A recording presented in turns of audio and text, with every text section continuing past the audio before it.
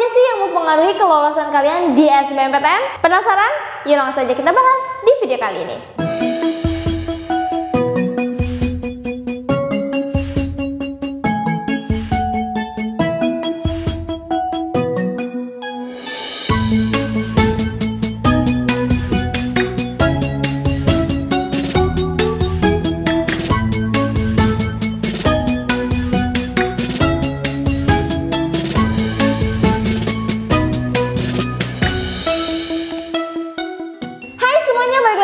Media Channel.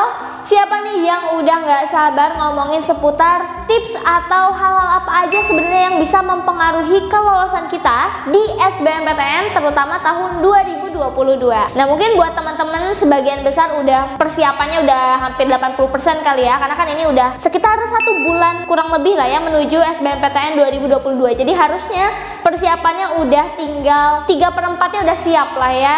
Kalau misalkan teman-teman yang belum siap, ayo segera disiapkan karena SBMPTN ini bener-bener saingannya banyak banget loh ya. Kalau yang pengen tahu update pendaftarnya bisa cek di LTMPT Official ya, di YouTube-nya ataupun di IG-nya gitu ya.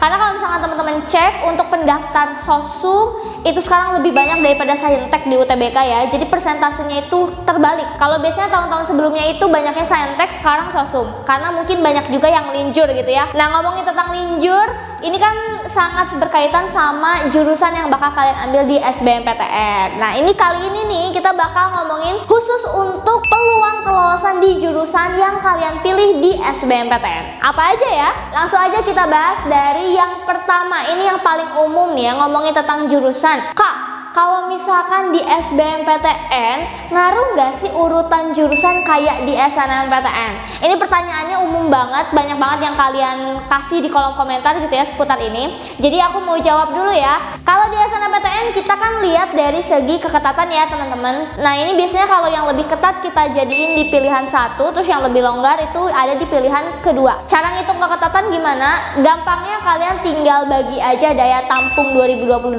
dibagi peminat 2021 dikali 100%. Nanti dapat angkanya gitu ya. Semakin kecil angkanya berarti itu semakin ketat. Nah, kalau di SNMPTN ini tuh wajib banget untuk diurutin dari yang paling ketat di pilihan 1 ya. Karena kalau di SNMPTN itu kan kita memaksimalkan semua pilihan ya, pilihan 1 dan juga pilihan 2. Jadi kalau misalkan yang pilihan kedua lebih longgar dari pilihan 1 dan teman-teman nggak lolos di pilihan 1, masih ada kesempatan di pilihan kedua. Nah, kalau SBMPTN kayak gitu juga atau enggak? Jawabannya sebenarnya untuk UTBK SBMPTN itu lebih fleksibel teman-teman ya.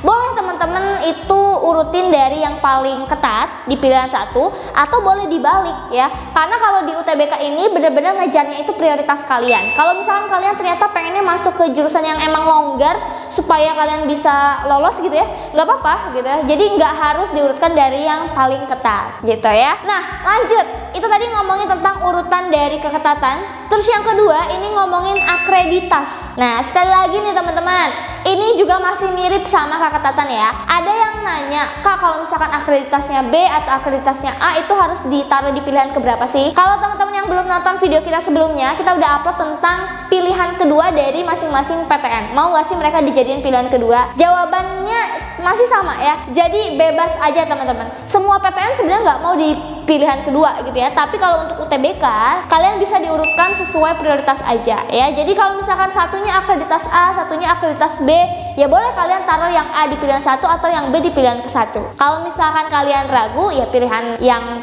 akreditasi A di pilihan pertama gitu ya. Tapi dibalik juga nggak apa-apa. Sesuai lagi sama prioritas kalian. Next, tadi udah keketatan, terus juga udah masalah akreditas. Yang ketiga ini masalah domisili. Bener nggak sih kalau misalkan domisili ini mempengaruhi kelolosan di UTBK?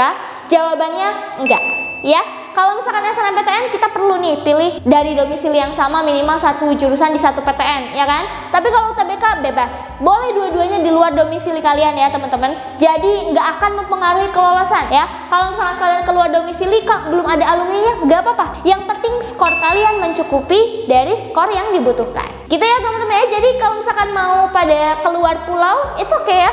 Tapi mungkin yang perlu kalian lihat adalah saingannya aja. Saingannya ini seberapa banyak sih. Kalau misalkan kalian di univ yang favorit pasti kan lebih banyak kan. Ya jadi itu ya, bukan masalah domisilinya. Oke?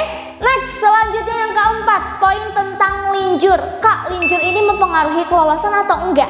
Nah, kalau SNMPTN ini kan benar-benar kritikal banget ya masalah linjur ya. Kalau linjur itu poinnya atau persentase kelulusannya tuh kecil banget kalau SNMPTN. Kalau UTBK teman-teman sebenarnya ya bisa kita bilang linjur itu sangat tidak berpengaruh. Kenapa Kak bisa kayak gitu? Karena nih ya kalau misalkan kalian linjur di UTBK itu kan berpengaruhnya ke kelompok ujian kalian ya. Misal, anak IPA nih mau ambil jurusan dua-duanya Saintek, berarti itu mah nggak linjur ya. Tapi kalau anak IPA mau pilih dua-duanya itu Sosum, itu berarti linjur, ya kan? Jadi nanti ujiannya harus ambil kelompok ujian Sosum. Terus kalau misalnya teman-teman mau ambil satu jurusan Saintek, satu jurusan Sosum, ini buat kalian yang dari IPA ya, berarti nanti ujiannya itu ujian campuran. Nah buat teman-teman yang Sosum tadi sama yang campuran, ini peluangnya sama banget kayak teman-teman yang nggak linjur. Jadi nggak ada bedanya ya, mau kalian linjur mau kalian nggak linjur, semuanya peluangnya sama. Balik lagi ke skor UTBK kalian cukup atau enggak gitu ya, karena semua prodi ini terbuka untuk teman-teman dari prodi apapun di sekolahnya. Misalnya kalian dari SMA, IPA, IPS, atau dari SMK, atau dari jurusan bahasa, atau dari jurusan keagamaan, itu semuanya boleh linjur. Kecuali, ada kecualinya nih ya, untuk jurusan kedokteran dan kedokteran gigi itu cuma bisa dipilih sama teman-teman dari IPA di SMA. Jadi selain itu, mohon maaf belum bisa ya. Tapi cuma 2 aja kok, kalau jurusan yang lain kalian bebas memilih. Nah, jadi itu ya teman-teman ya untuk poin-poin penting nih ya di saat kalian memilih jurusan supaya kalian bisa lolos di SBMPTN. Jadi kalau SBMPTN bisa dibilang nggak sekaku SNMPTN, masih banyak peluangnya. Yang penting kalian cari tahu dulu nih satu keketatannya. Kira-kira kalian bisa nggak sih bersaing di jurusan yang ketat, atau kalian ternyata cuman bisa bersaingnya itu di jurusan yang longgar. Nah itu harus dipersiapkan ya. Terus yang kedua, kalian perlu juga cari skor rata-rata minimalnya. Kira-kira kalian nih setelah ikut tryout gitu ya, skornya nih bisa mencapai itu atau enggak ya? Itu aja sih teman-teman ya. Jadi boleh kalian mulai cari tahu lagi info-info terupdate-nya dan mulai dipersiapkan lagi karena ini udah hamin 1 bulan kurang lebih. Dan ini juga udah mulai masuk bulan puasa, jadi harus ekstra lagi belajarnya. Itu aja untuk video kali ini, semoga bermanfaat and see you the next video. Dah.